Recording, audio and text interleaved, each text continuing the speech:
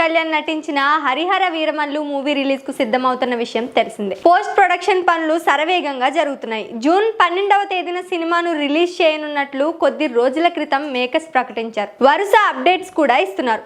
దీంతో హరిహర వీరమల్లు మూవీ కోసం ఆయన అభిమానులతో పాటు సినీ ప్రియులు ఎంతగానో వెయిట్ చేస్తున్నారు.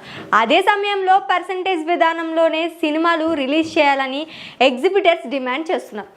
లేకుంటే జూన్ 1వ తేదీ నుంచి తెలుగు రాష్ట్రాల్లో థియేటర్స్ బంద్ చేస్తామని కొద్ది రోజుల క్రితం ప్రకటించిన విషయం తెలిసిందే. ఆ తర్వాత థియేటర్స్ బంద్ ఏమీ లేదని ఫిల్మ్ ఛాంబర్ వెల్లడించింది.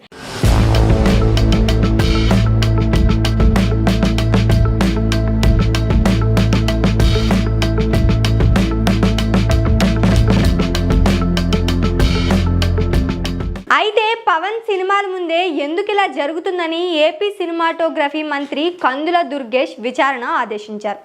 ఎవరితో చర్చించి థియేటర్స్ బంద్ చేస్తామని ప్రకటించారో విచారణ చేపట్టాలని అధికారులకు ఆదేశాలు జారీ చేశారు.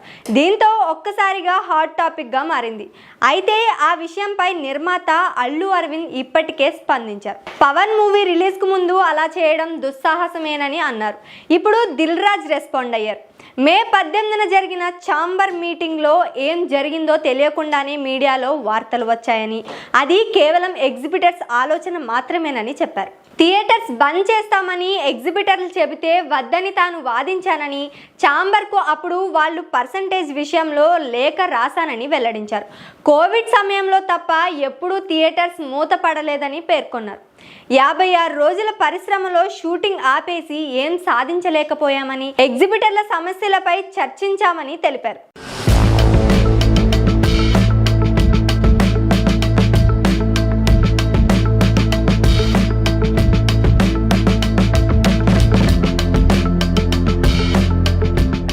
అయితే హరిహర వీరమల్లు విషయంలో మ్యాటర్ తప్పుగా రీచ్ అయిందని దిల్ రాజ్ తెలిపారు. ఏదేమైనా పవన్ సినిమాలను ఆపే దమ్ము ధైర్యం ఎవరికీ లేదని స్పష్టం చేశారు.